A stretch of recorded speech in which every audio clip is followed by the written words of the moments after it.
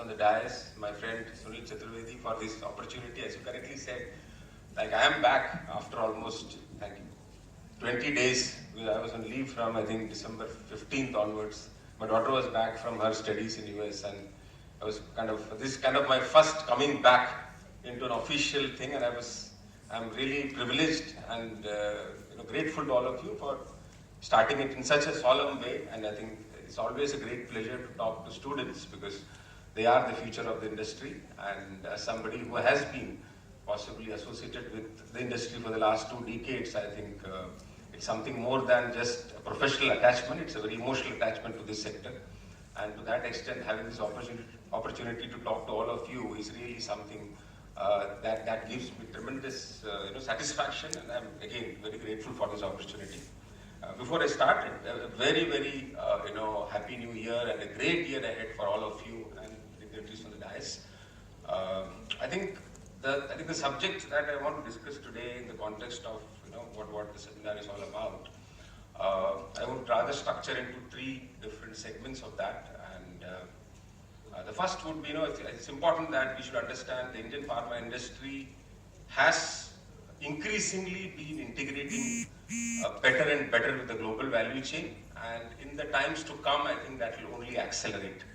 I think to that extent, I think for each of you, when you look at your ground for play or your arena for play, always look at the global pharmaceutical industry.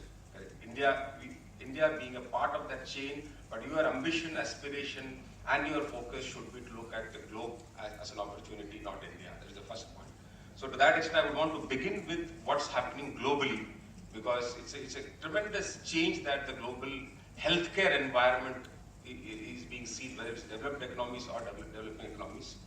From that, I would want to come down to what's happening in the Indian context, and that's equally dynamic, equally challenging, and tremendous opportunities throwing it up. And the third, of course, could be some of the few things I think Dr. Saxena did mention about a few things which I believe it's extremely crucial today for the future of this industry to leverage the opportunities that the world healthcare market is offering to us. But there are serious risks in the way we are currently operating. And I think people like you who are going to go and form the leadership of this industry in the future, it's extremely important that you imbibe certain cultural changes right now. I think that will be the third part of my discussion. So if I begin with the global context today, see the last 20 or 25 odd years when I observed the industry, I think I will classify the last 25 years into 3 different phases in the global healthcare scenario. The 90s up to the early 2000s is what I call as the era of blockbusters. That was the period when chemistry was still able to deliver a lot of productive results in research and development, and most of the big pharma had a very good pipeline, and blockbusters were coming one after the other.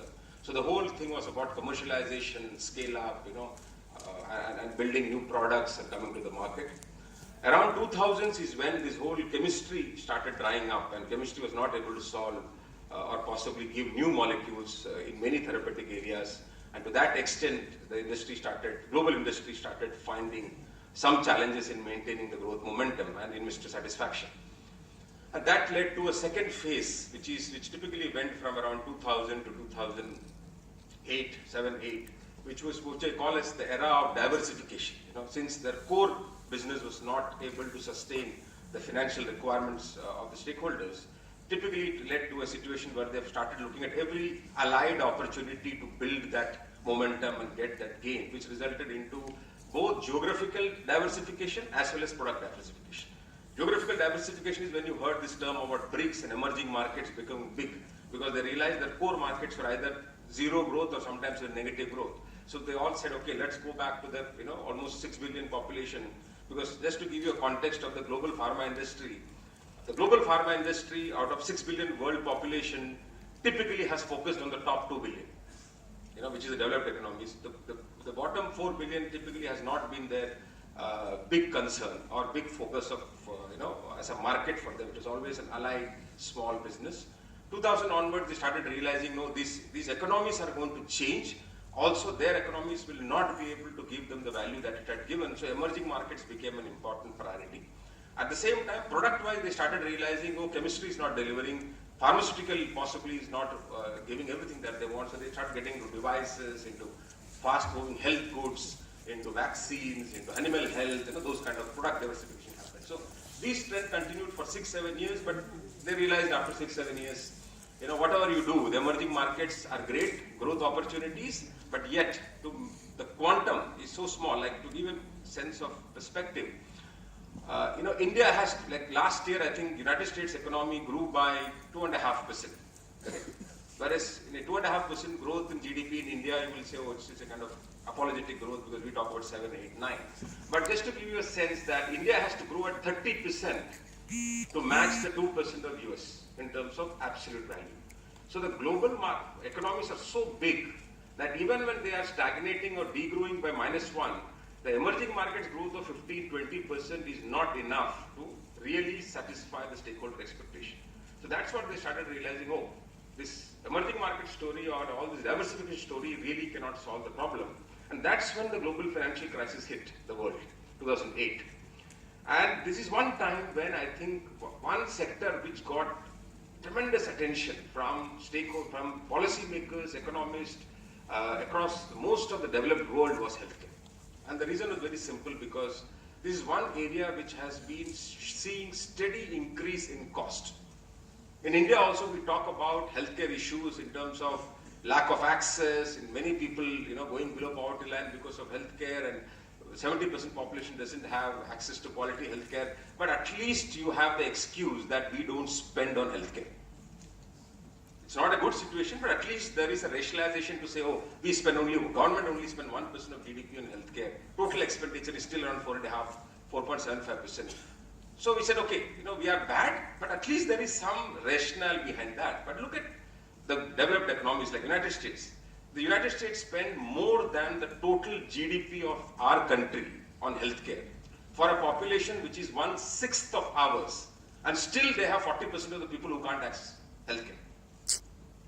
And this the story goes. You go to Germany, you go to UK, possibly is little better than the others. You go to Japan, of course, is definitely no issue of access, but very high expenditure, per capita expenditure, like even more than US for that matter, actually. So you see all these countries have today, whether it's Japan, whether it is Germany, whether it is US, all of them are looking at a very stagnating economy, 1%, 2% kind of growth. And all of them have their healthcare expenditure which is exceeding the GDP growth by a few percentage points year on year.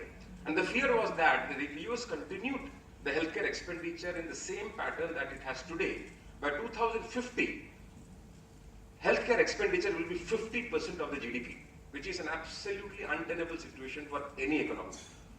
So I think the crisis, that's why Obama, when he came out with this whole Obamacare model, is essentially because he said healthcare is not healthcare, healthcare is the economy.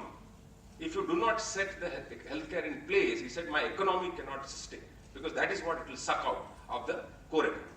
So this is a huge challenge that some of the large economies faced. And 2008, when the financial crisis happened, it also gave them that right platform to push through reforms in this area. And I think there are two important agendas that has come out, which I call it the third wave of healthcare reform that's happening globally.